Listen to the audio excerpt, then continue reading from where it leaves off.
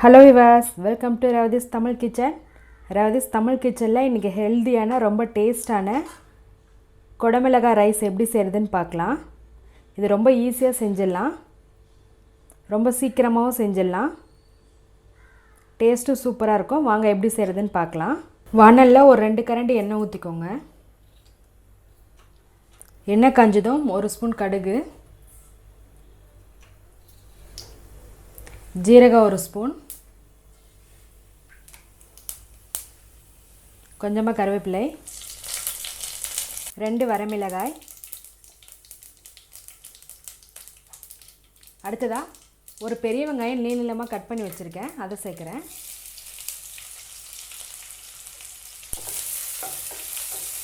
வெங்காயம் நல்லா வதங்கட்டும், நல்லா லேசாக கட் பண்ணிக்கோங்க.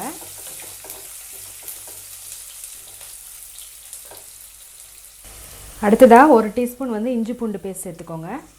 இஞ்சி பூண்டு பேஸ்ட் அரைக்கும் போது நான் கொஞ்சமாக பச்சை மிளகாயும் கொஞ்சம் புதினாவும் போட்டு அரைச்சிருக்கேன், அதனால் க்ரீன் கலரில் இருக்குது. சேர்த்து அரைக்கும் போது ஃப்ளேவர் நல்லாயிருக்கும். இஞ்சி பூண்டு பேஸ்ட்டோட பச்சை வாசனை போகட்டும். அடுத்தது தக்காளி சேர்த்துக்கலாம். ஒரு தக்காளி பழம் நல்லா குட்டி குட்டியாக கட் பண்ணி வச்சுருக்கேன், அதையும் சேர்க்குறேன்.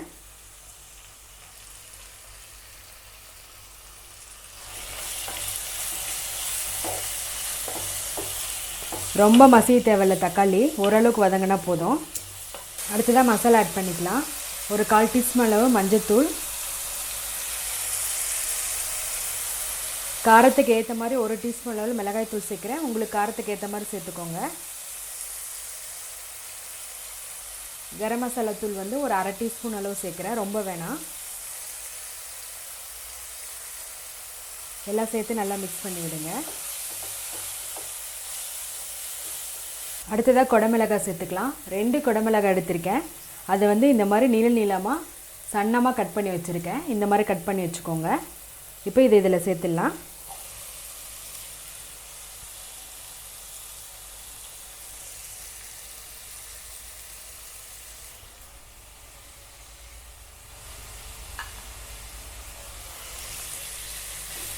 சேர்த்து நல்லா மிக்ஸ் பண்ணி விடுங்க. குடமிளகாய் ஒரு 5 நிமிஷம் நல்லா ஃப்ரை ஆகணும், அப்போ தான் இதோட பச்சை வாசனை போகும்.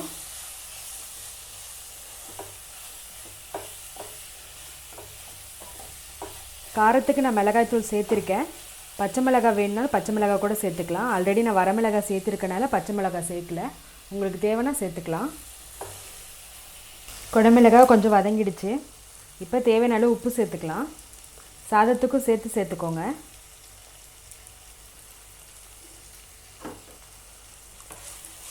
உப்பு சேர்த்து நல்லா மிக்ஸ் பண்ணி விடுங்க.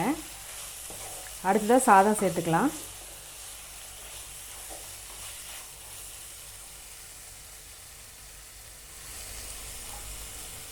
ரைஸ் நான் ஒரு 2 கப் அளவு ரைஸ் வடித்து வச்சுருக்கேன், வடித்து ஆற வச்சுருக்கேன். இப்போ அதை சேர்த்துக்கலாம். நான் நார்மல் சாப்பாட்டுக்கு செய்கிறோம்ல அந்த ரைஸ் தான் எடுத்திருக்கேன்.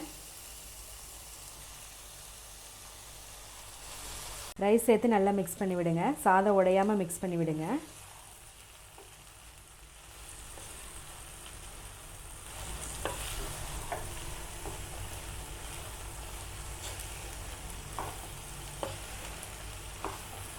சாதம் சேர்த்து நல்லா மிக்ஸ் பண்ணி விட்டுட்டேன். அடுத்ததாக மேலே மல்லி இலை போட்டுக்கலாம்.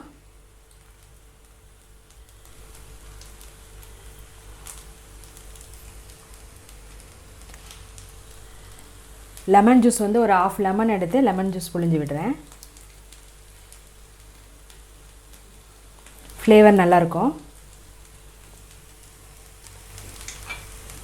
நல்லா மிக்ஸ் பண்ணி விடுங்க.